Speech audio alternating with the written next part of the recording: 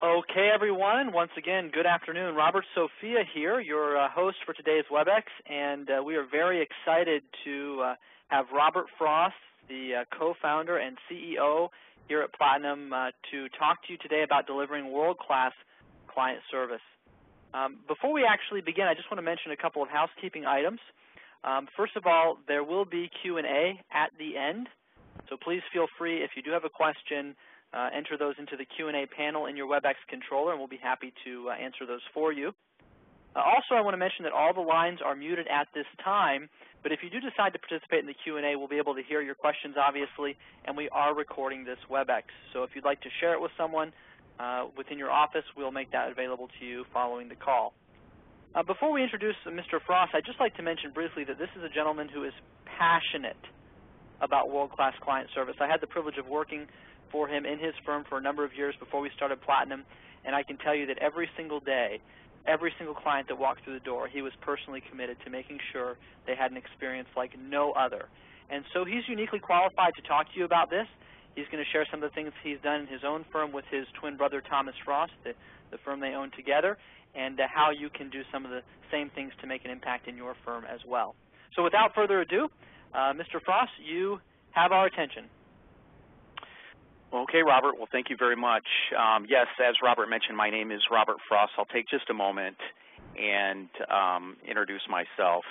I am a partner at Frost & Frost Financial, which is a wealth management firm here in the Villages in Florida that presently manage approximately $360 million for clients. I do have an identical twin brother who is my partner at Frost & Frost. And the Villages is a unique area. It's approximately 80,000 retirees with probably 70,000 financial advisors. Everybody in the Villages does things the same way. They market the same way. They advertise the same way. Tom and I realized a handful of years ago that if we didn't want to struggle and fight for the same piece of pie as everyone else, we needed to figure out a way to differentiate ourselves from everyone else. And I think that we would all agree that we live in a very unusual society today. I mean, we live in this pump your own gas, voicemail, call waiting generation. And the fact is that very few companies today provide what we would call world-class customer service. Now, when you hear that expression, world-class customer service or world-class client service, what comes to your mind? I mean, for some people, when they hear that expression, they might think of a company like Virgin Atlantic and the way that they care for people. Or maybe Apple, another company that prides itself in world-class client service. What other products come to mind? You might think of a Rolls-Royce or a Bentley. How about a Rolex? When you hear the expression Rolex, what comes to your mind? World-class? Or maybe Patek Philippe? Gucci, Cartier, Mercedes-Benz. What all of these companies have in common is that they are known around the world as companies that are world-class. Now, you might be thinking, well, wait a minute. There is no way that I can deliver or that I can be thought of as a company like that, as a company worldwide known for its world-class service.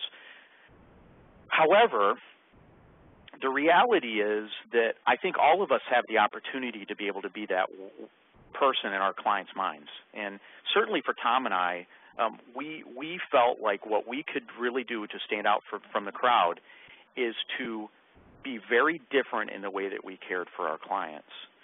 So what we're going to do today is we're going to go through some of the things kind of from a macro but also from a micro level at Frost & Frost.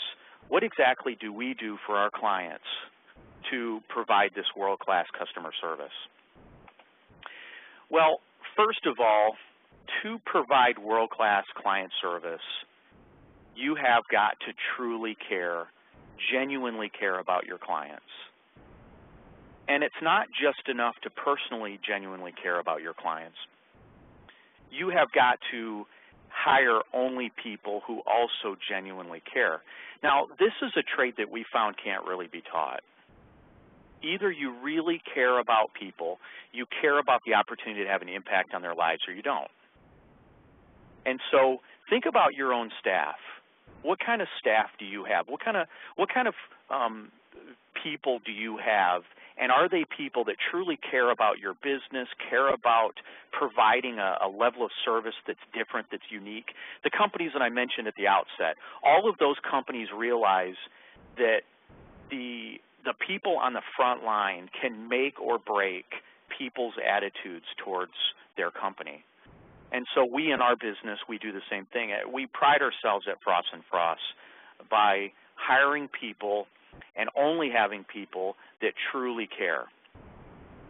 Also, you have to create a culture of service where everyone becomes a concierge. Now let's talk about that expression for a minute, concierge. When you hear the word concierge, what comes to your mind? Maybe staying at a nice hotel and there's a concierge downstairs that takes care of anything for you that you want. About 2 months ago, I spoke at a meeting in Houston, and when I checked in to my hotel, they sent me to my room, and about probably 30 seconds after I got into my room, I heard a knock on the door. And I opened the door, and it was my personal concierge. She introduced herself and said, "My job here is to make your stay enjoyable. Is there anything I can do for you?" Now, ordinarily, the butler or the valet person or the person that cares for the luggage fills up the ice, but this was like a deeper level service. She said, typically when people check in, they have a suitcase, and I said, sure. And she said, would you mind if I unpacked it for you? I said, no, please, go right ahead. So she unpacked my suitcase, and then she said, now, is there anything else I can do? And I said, well, I speak tomorrow. My dress shirt's wrinkled. And she said, how about if I have your dress shirt and your suit pressed for you? I said, well, sure, that'd be great. So she takes my suit and my shirt, half an hour later brings it back, completely pressed. And then she said, typically gentlemen have a pair of dress shoes with their suit. And I said, absolutely. And she said, I'll have those polished for you. 5 minutes later, she came back, my shoes were polished. Now, that hotel was the St. Regis. There's a reason that someone will spend $1,000 a night to stay at the St. Regis versus a Holiday Inn. And so when you think about that expression, create a culture of service where everyone becomes a concierge, that's really how staff at the office should feel about their responsibilities. It's not just about filling out withdrawal forms. It's not just about scheduling appointments. It's a culture of service where we are there to care for any of the needs for our clients. And then, of course, to hold a written standard for all of our employees so that they understand the culture and then they're held accountable for doing that. Now, let's talk about those written standards for a moment, because it's often been said that world-class service is proactive, not reactive. In other words, world-class service is anticipating in advance what it is that people's needs are so that we can be fully prepared to be able to satisfy those needs for our clients. So let's talk for a moment about a company that prides itself in world-class customer service, and that is the Ritz-Carlton. Every employee that works at the Ritz-Carlton carries a card with them at all times, and that card has the 3 basics on it. Let's dissect them. Number 1, a warm and sincere greeting. Use the client's name often, if and when possible. Why is that so important, do you suppose? I mean, they've said that the sweetest sound in any language to anyone is the sound of someone's own name.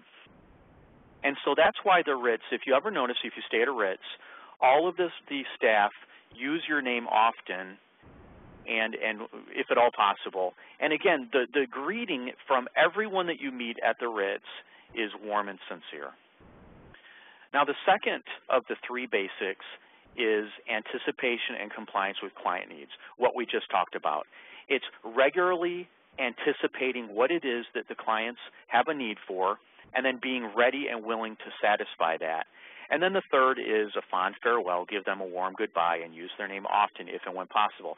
So isn't it interesting, of the three basics, that one of the most successful companies in the world, that incidentally, again, charges $400 to $700 a night as opposed to $100 a night at a Holiday Inn, of the three basics that they feel are the most important, two of them include using a client's name, if and when possible. Well, at Frost & Frost Financial, we do that also. So our staff tries to adhere to all of those, the three basics. They're at the front and foremost on all of our staff members' minds so that our clients at all times are able to feel as though they're very important to us. Dale Carnegie once said, "Your smile is a messenger of your goodwill. Your smile brightens the lives of all who see it. To someone who has seen a dozen people frown, scowl, or turn their faces away, your smile is like the sun breaking through the clouds." Isn't that true?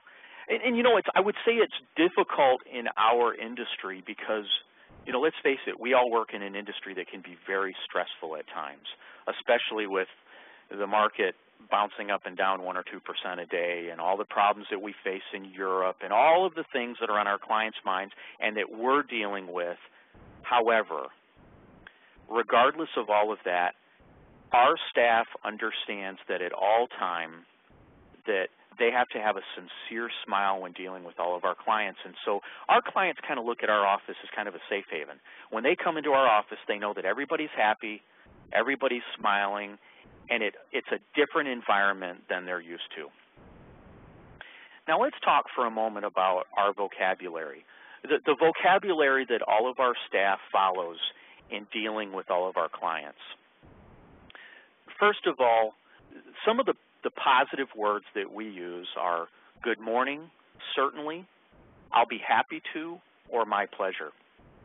When you hear those words, if you were to call someone and they said, if you asked for something and they said, oh, I'd be happy to, or my pleasure, doesn't that kind of give you the indication subconsciously that they're doing what they're doing because they want to, not because they have to? And so our staff kind of has those 4 words or those 4 bullet points ingrained into their mind on a regular basis when clients call. They never say no problem. Why?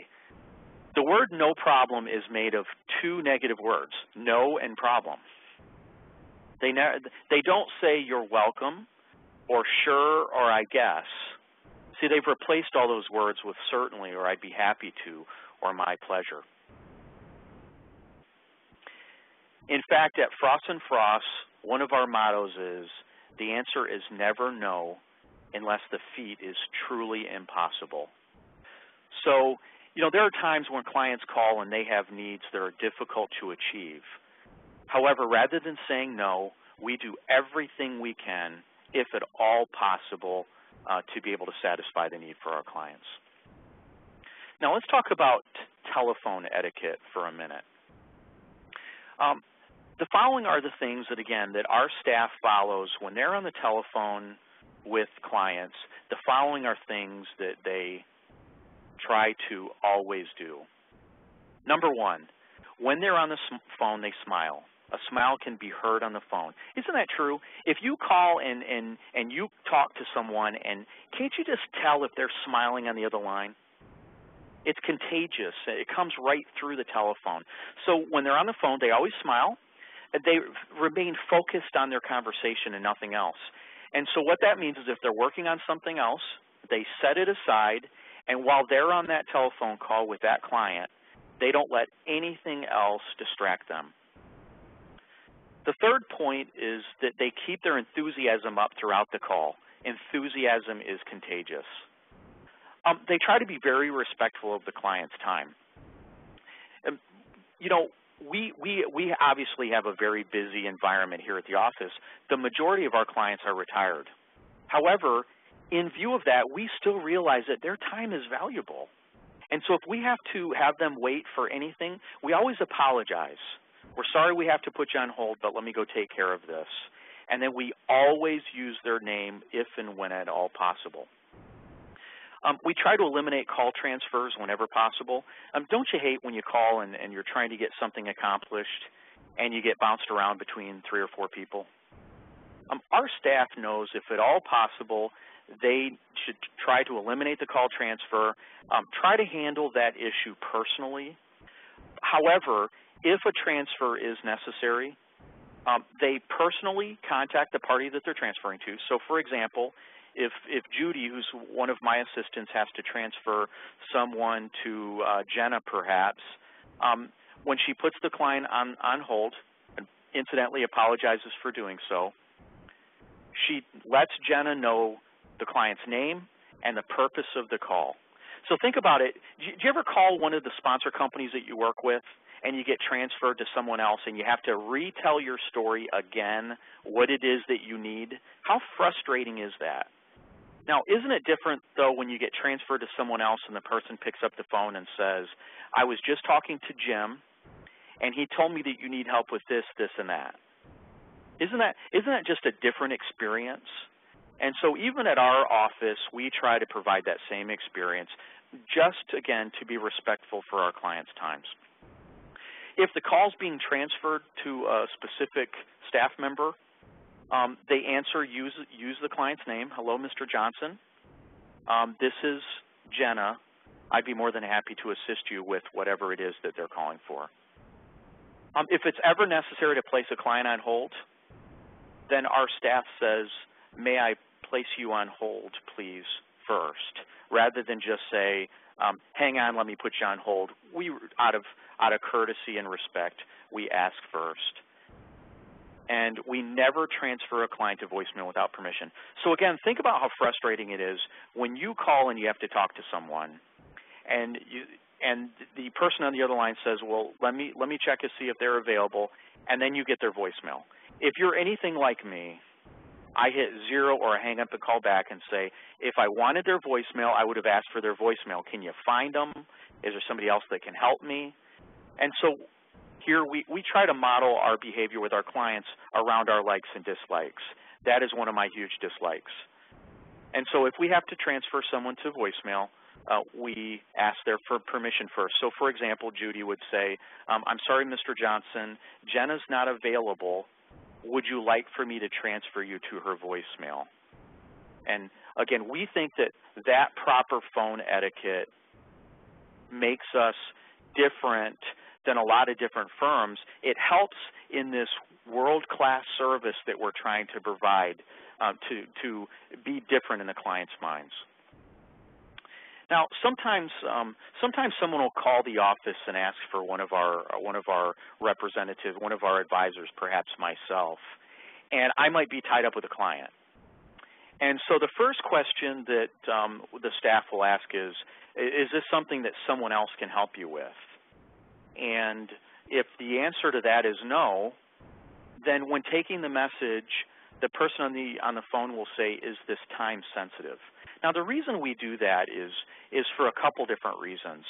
First of all, when you ask the question, is this time sensitive, it's largely about managing expectations.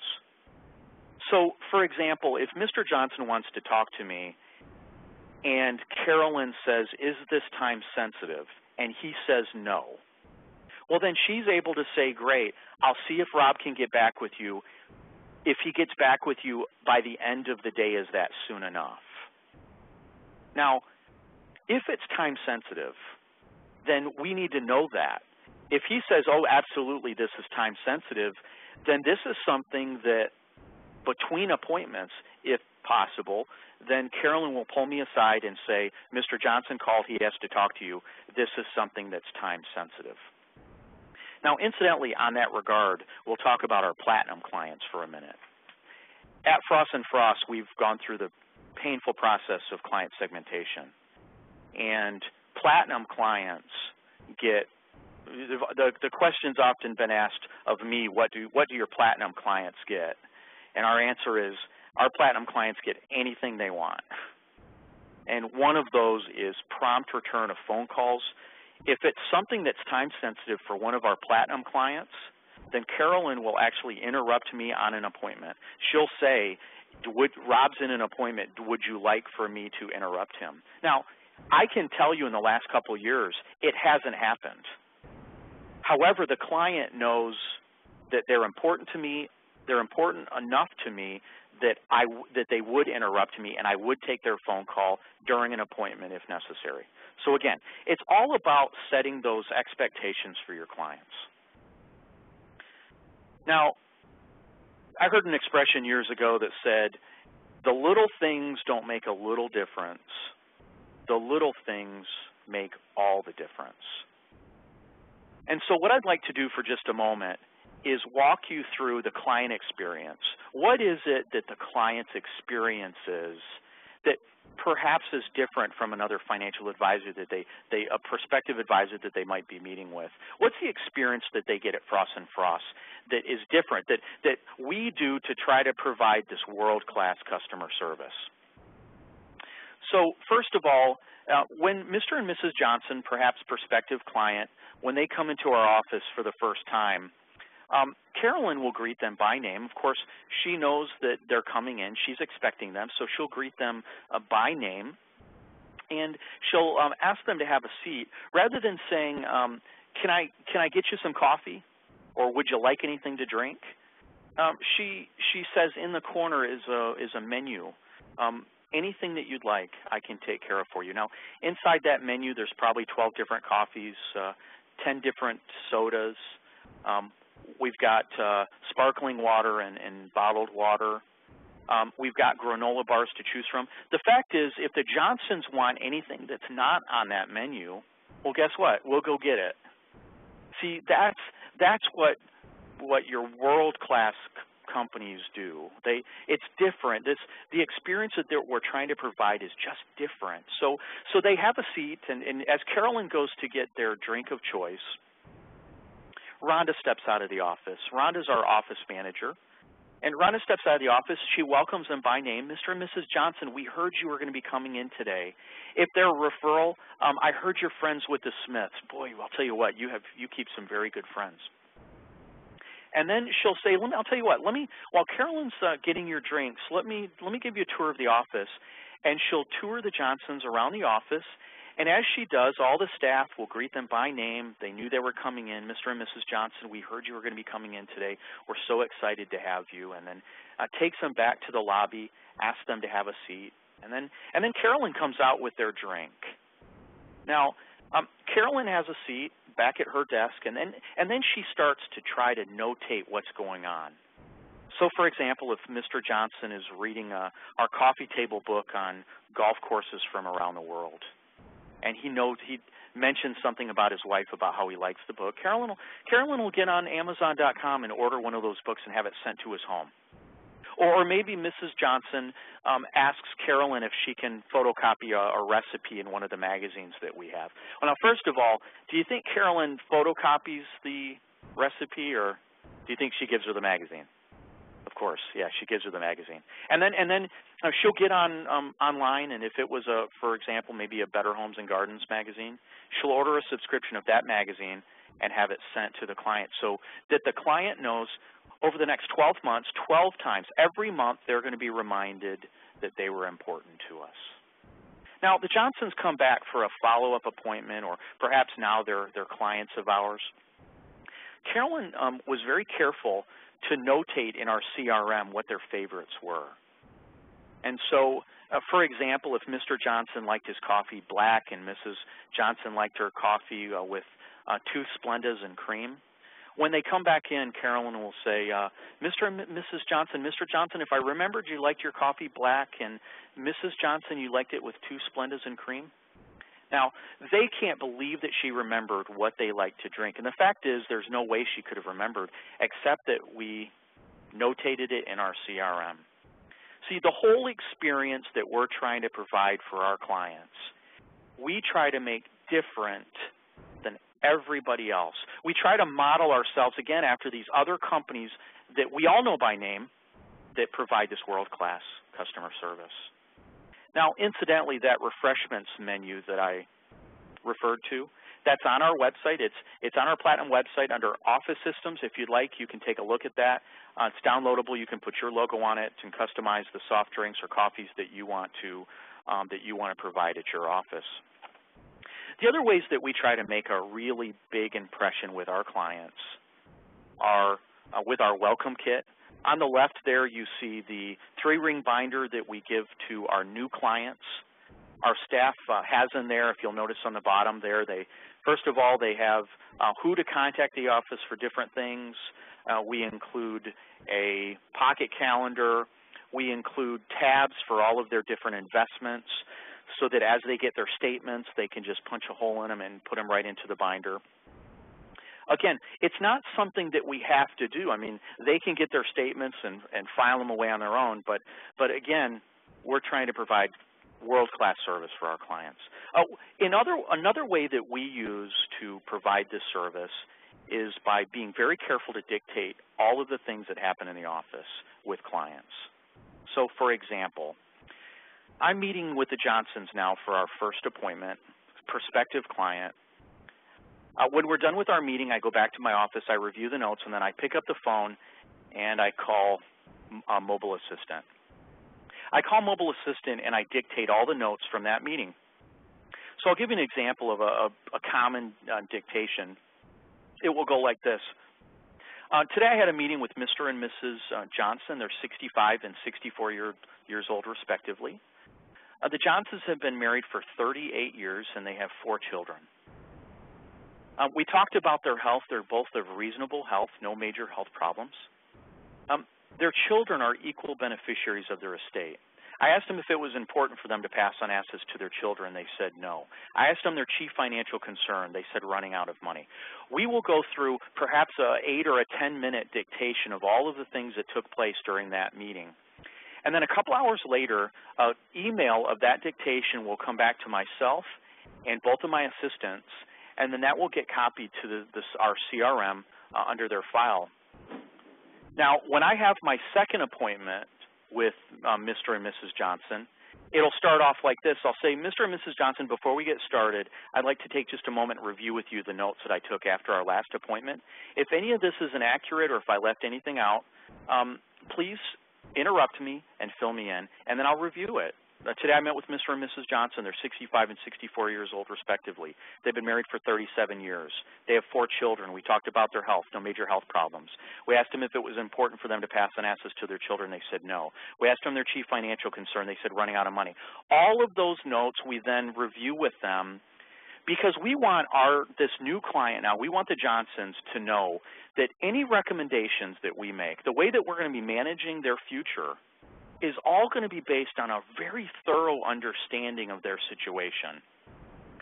And more importantly, it sets us apart as different than the other prospective financial advisor that they may have met with. He may have asked all the same questions that I had, but if the client doesn't know it and doesn't firmly know that the client understands it, then it's as if he did nothing at all. Again, we document in our CRM all of our clients' preferences, and it's the responsibility of each of our staff members to record them. We send out a survey. You'll find that survey, again, on our website under our office systems. We try to document all of their favorites, their hobbies, their pet names, their favorite sports teams, their drink preferences, their favorite authors, restaurants, clubs, or wines, the name of their grandchildren. See, we document all of that because we want our clients, again, to know that we really know them inside and out, intimately.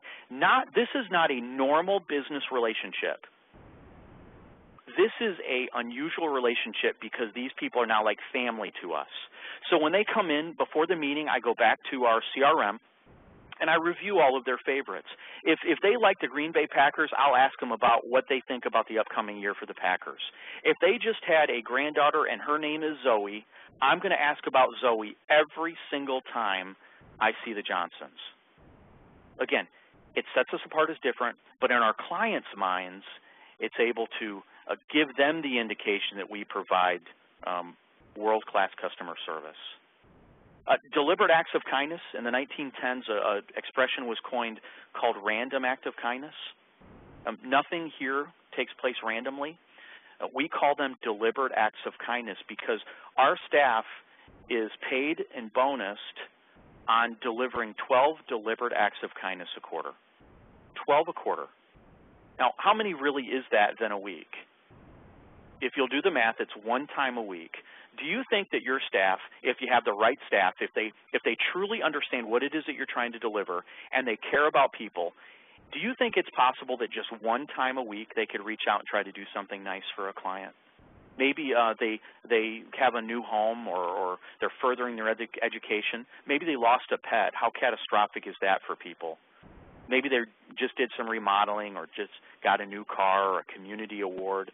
Whatever it is, again, the birth of a grandchild, we send a baby gift. Our staff has an allowance. They have an allowance, $250 a quarter, that they can use in any way that they want, of course, per gifting requirements, but any way that they'd like to be able to spend that money. If it means taking a client out to dinner or sending flowers or bringing soup to a sick client, those are the deliberate acts of kindness that we refer to make us different than everyone else.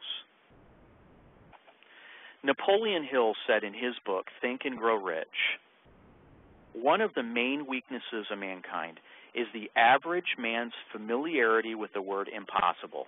He knows all the rules which will not work. He knows all the things which cannot be done. Now, when you think about yourself and your desire to provide world-class customer service to your clients, do you think it's impossible? See, to a lot of people, the thought of being thought of in the same context as some of the companies that we talked about at the outset. The thought of being thought of in our clients' minds as maybe a Virgin Atlantic or a Rolls-Royce or a Rolex or a Mercedes-Benz, that might seem impossible. However, I will say this, that if we do things right, and if we strive to provide world-class customer service to our clients, I would argue that we have the ability to do more for our clients than all of those other companies ever will. So at this point, I guess what we'd like to do is open the call up to questions. If you have any questions at this point about our office, about the way that we handle certain issues, about our staff, if you'd like to ask any questions about how we provide this world-class customer service, please feel free. Robert, would you like to moderate that? Yeah, certainly. And if I may say, Rob, hey, great presentation. Thank you for sharing all of that. Okay, everyone. So if you look at your WebEx control panel, you'll notice there is a Q&A feature. You can feel free to raise your hand, and we'll take those live, or you can use the chat feature and send them to us that way. So at this time, we've got one question from Chris Ann. And Chris Ann, go ahead. You're on the line. Hi, Robert. We use the Redtail CRM, and one of my questions is on all this information you save. Do you use Redtail? Are you familiar with it? We do. Yep, we presently use Redtail. I will say this, in all fair disclosure, we are in the process of changing CRMs. We were approached by Advisor's Assistant. Mm-hmm. We tried to work with Redtail. We're highly systematized, and we tried to work with them on all of our workflows, and Redtail wasn't willing to customize those workflows for us. We were approached by Advisor's Assistant. I think Advisor's Assistant, knowing how many advisors that we have around the country that might have been able to use their services, they came to us kind of on a fact-finding mission and said, what is it that you're looking for? What if you could pick the perfect CRM, what would it be? And they customized one for us, and so July 1st we're actually going to it. However, on our systems pages on Platinum, you'll notice that all of the systems If there's a reference at all to a CRM, it always references Redtail, and we're in the process now of switching that over so that it will still include Redtail, but it will also include Advisor's Assistant. And incidentally, if any reps ever want to use that version of Advisor's Assistant, then it's the Platinum version, and there's a discounted rate for any of our members. Okay. Well, I guess that was my question is you have a lot of detailed information, and the front page of Redtail only has so much place to put something. So when you flip it up, where are you putting all of that you want your employees to go and make sure they look at before the client comes in? Is there a spot that you put it, important information? The recent change with Redtail is like their personal interest stuff is kind of buried. You have to go look for it. Right. Well, I will say this. I didn't spend a lot of time trying to get to know their new version because I knew we were going to be switching. I still use the old version of Redtail. Oh, okay. I didn't think you could. I thought so it was for me, it's still if I pull up the client's name, it's right on the welcome screen for them. Okay. All right. Okay. All right. That's what I'm a little bit struggling with because we're trying to start gathering all this information. We're trying to find the easiest way for everybody to know where to look and find it. So. Yeah. There's no perfect CRM. We do it right on that home page for each client. Okay. All right.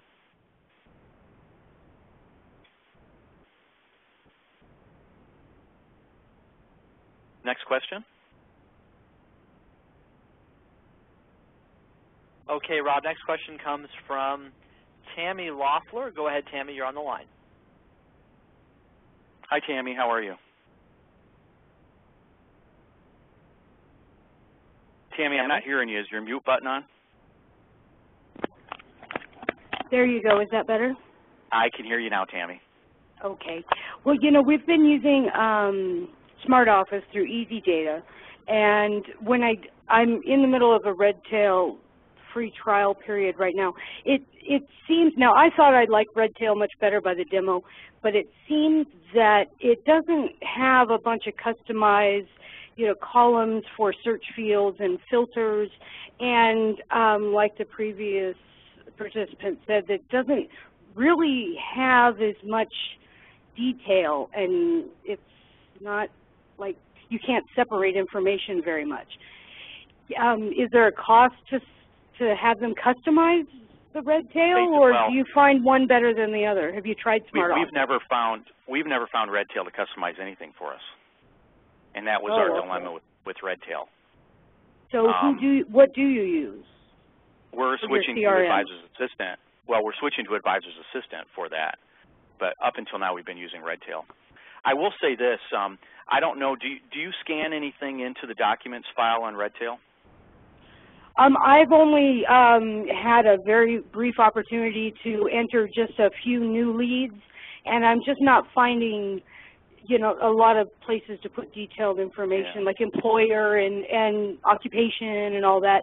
And it seems like you have to lump it into this one, like, information category, whereas there's so many different ways to customize your view when you open up your screens and stuff.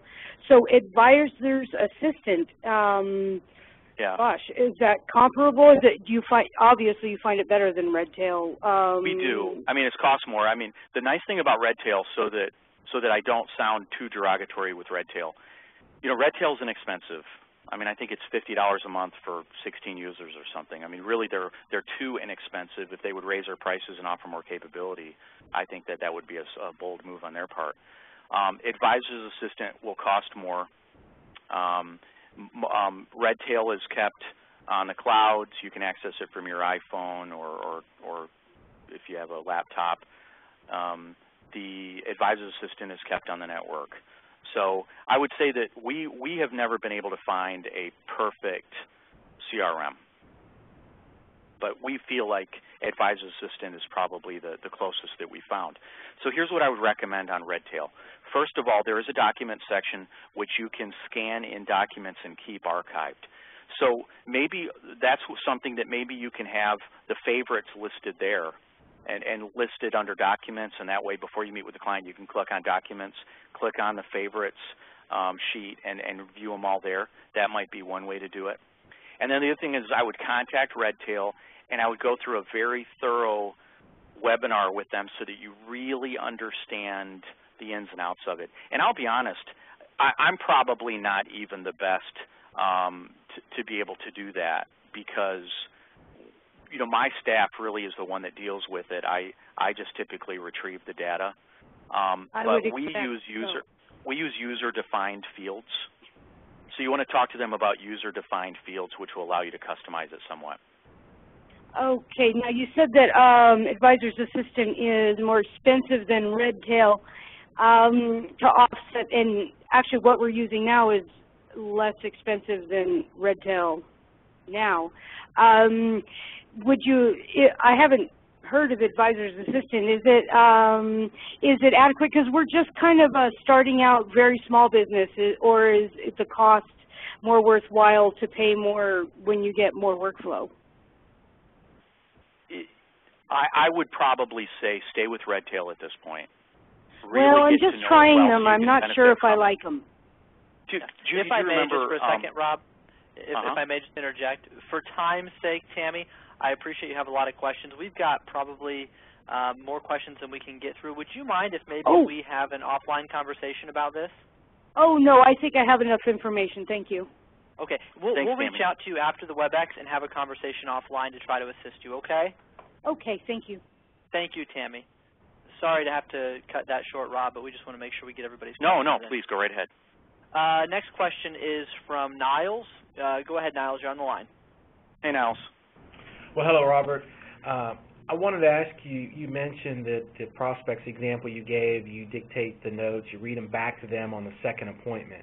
My question was, do you read back the notes every time a client comes in, the last notes, or you just do it for the prospects the first time to make sure you capture that initial data accurately? Yeah, what I do is all of the notes are obviously archived. I review it with the client on that second appointment before they actually become a client. Once they become a client, then I always do notes. I dictate notes after each review. And, it's a busy business, and I could, quite frankly, sometimes neglect it. My girls know here that they can't take files out of my office until they've gotten the email of the notes. So when I'm done, for example, the Johnsons are now clients, I sit down with them and do a review. Sometimes while they're in the office, I'll say, let me call and dictate notes. Sometimes while they're after they leave, I'll call and dictate all the notes, all the things that we talked about. If anything needs to be done, if reallocations need to be done, if distributions need to be done, all that is done. It's emailed back to my assistants. And then what I do is when I have a next appointment with them, I will quickly go back and I'll reread my notes from the last appointment.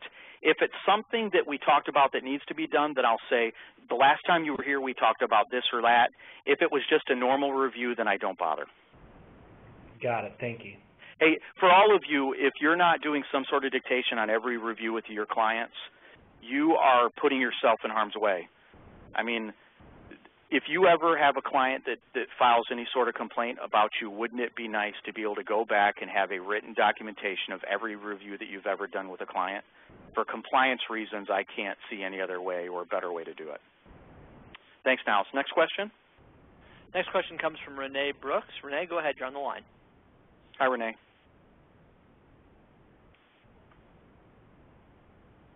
Renee Brooks. Renee, I'm not hearing you. Is your mute still on? Okay, while we're waiting for Renee, Rob, let me go ahead and give you a couple of these questions that came through chat.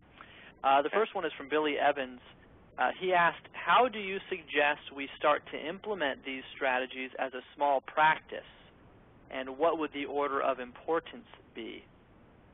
Okay, very good question. You know, they say the best way to eat an elephant is one bite at a time. And none of these things were changes that we were able to make overnight. They happened gradually. I would say that probably the first thing that I would do is make sure that the person that you have in the lobby that greets people is an exceptional person. And I would start to have them really try to provide a nice environment for your clients when they first come in. your existing clients and your prospective clients. I would say that that's a very important one. We have a little $150 coffee machine that we got from Target that has all the different pods. So it's not difficult to offer, 4 or 6 different kinds of coffee because you can just drop a pod in and make a single cup. If you don't have a refrigerator in your office, I would do it. I would have some cold drinks for them to choose from. So I would just start off piece by piece. It's not something that you can jump into overnight, but I would really also make sure that if you have staff, if you don't have staff, then you can't do this. You can't do any of this. But if you have staff, that you really get them understanding that you're going to start to provide a level of service to your clients that's different, and get them on board so they can also start to help you. Thank you, Rob. Great response. Next question comes from Jonathan. Jonathan, you're on the line. Jonathan, how are you? Hello. We wanted to know whether or not we can receive a copy of the PowerPoint, and in addition, can we play back an archive of this particular meeting? It was so excellent that I'd like to share it with other people in the office. Absolutely. Robert, you want to handle that? Yes, we'll make sure that you get an email when the recording is posted on the website, and you'll also be able to download the presentation. Yes, thank you very much for your compliment. Thank you very much. Thank you very much. Okay, Rob, the next question came in via chat, and it's from PJ. He asks, can you please describe your client review meeting? How do you go through performance and goal progress? Do you have any presentation materials or rules for the meeting? Okay, very good question. Well, first of all, we have an agenda for that meeting. That agenda is on our website. So the reviews typically all happen the same way. Again, we're a busy office. I probably have 4 to 6 appointments a day. And so I try to get that review happening pretty quickly. I bring them back. We have a minute or two of small chat, small talk, and then I hand them the agenda that's been prepared. And again, that agenda is on our website. So that agenda will have all the topics that I want to discuss during the meeting. And we follow that agenda. Right down the list. We use a account aggregation tool called Albridge that's able to consolidate all the clients' accounts. We use that for the review to show all of the values. You have to be very careful with Albridge. The performance side of it leaves a lot to be desired, and so you really have to check performance and make sure that it's accurate. And so we use that as a tool so that they can see where their accounts are. Presently, we can run a report really any which way but Friday. We can run year-to-date performance. We can run specific dates to specific dates. We can run any sort of performance numbers that we want to. Okay, super. Very good, Rob. By the way, that review agenda that Rob referenced there, that is available on the website under Client Forms, if you'd like to download that. Next question comes from, let's see here, Leah. Leah asks, what type of follow-up do you do with the client after the meeting? Do you email or mail them a recap of the meeting with notes? And are there any notes that you do not share with the client? Good, great question. We do that per client. We have some clients that want to recap, and so after I've done my mobile assistant dictation of how the meeting went and what things we were going to do, and that's emailed to my assistant, then she will go through it, cleanse it, make sure that it's accurate, and then she'll either email or mail it out to the client. So it's not something that we do for every client, and it's not something that we do even for those clients for every meeting. So if it's just a normal review, nothing unusual, then it probably won't happen. But if there's a list of things that are going to take place that we talked about during the meeting, then I'll let the client know that when I'm done, I'm going to dictate all of these notes, and I'll have a copy of it emailed to you so that you can have it for your review. So there's no hard, fast rule there. We kind of take that on a client-by-client basis. Yeah, someone else mentioned in one of their notes that it might be nice to let the client see that so they can make any corrections or additions. Is that something you ever do? Yeah, absolutely. I mean, especially, again, when you're talking about a review where a lot of changes are going to take place, or maybe you do that meeting with a client and you make all your recommendations, and then you dictate all of that. When the client gets it, you're able to make sure that you're able to set the expectations for the clients. You're able to make sure that nothing fell between the cracks. If something was missed, then you want the client hopefully to catch it, before it's too late. But also, again, for compliance reasons, you have a record now that you emailed the client what was going to be done, that they got it and hopefully viewed it, and so they can't necessarily come back to you and say, you missed this. Hey, I emailed you a copy of my notes from the meeting and you didn't catch it either. So, yeah, it's a great idea. If you're doing it and it's going to your assistant, there's really nothing wrong with copying, pasting it into Microsoft Outlook and emailing it out to the client. Super. Well, this is our last question, Rob. I just mentioned to everyone else, if you have questions, please get them in now. Send them to us with the Q&A or the chat feature, and we'll be sure to answer those before we conclude here. But the last question comes from Corinda. She asks, what are some exceptional examples or maybe some of the most memorable experiences of your world-class service that your clients seem to value the most? Oh boy, it's a tough question. Let me see if I can think of some examples.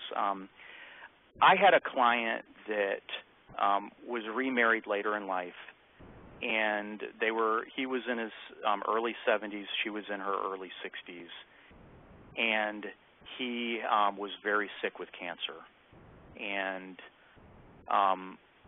it was their 7th anniversary, and we at the office knew that this would more than likely be their last anniversary. We wanted it to be special. At the time, my wife had cancer also, so it was something that was very near and dear to our hearts. So we planned an anniversary party for them. We notified all of their neighbors who knew some of their friends. We had it catered, and we had the anniversary party right at their house. He was actually still in a hospital bed, but it was something that nobody ever forgot, and incidentally, their next-door neighbor later became one of my larger clients out of the deal because he could tell that we really cared about our clients. We have one of our clients, again, got remarried. They went to Africa and did a safari and got married on the safari. When they got back, we called them and said that we wanted to put together a little wedding reception for them at our house, and we asked them if they'd like to invite 4 other couples that would like to come. And we had this really nice dinner, had a caterer come, and kind of celebrated their wedding with them. The client never forgot it. I would say that to date, that client has probably given us no less than 10 or 12 referrals, and all 4 of their friends that were at that meeting became clients to the tune of over $2 million in gathered assets. So I would say those are probably some of the big ones, but here we pride ourselves in the little ones. I mean, one of our clients is sick, and so one of the girls will drop off chicken noodle soup on the way home from work. It's all those little things that, you do that, your clients will never forget it. We have clients that have cats. We give them cat treats when they're in. We have dog treats up in front of the lobby. I wouldn't say it's any one thing. So in conclusion, let's talk about these companies that provide world-class customer service, and we'll talk about the St. Regis.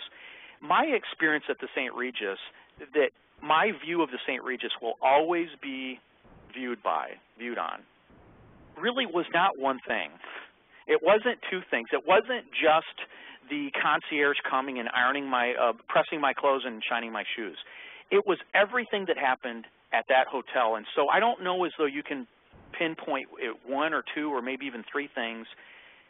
It's a laundry list of things that you provide. It's your decision as an advisor that you are going to start providing this world-class customer service, and it's all of these little things that go into it that in your clients' minds make you someone that's unforgettable.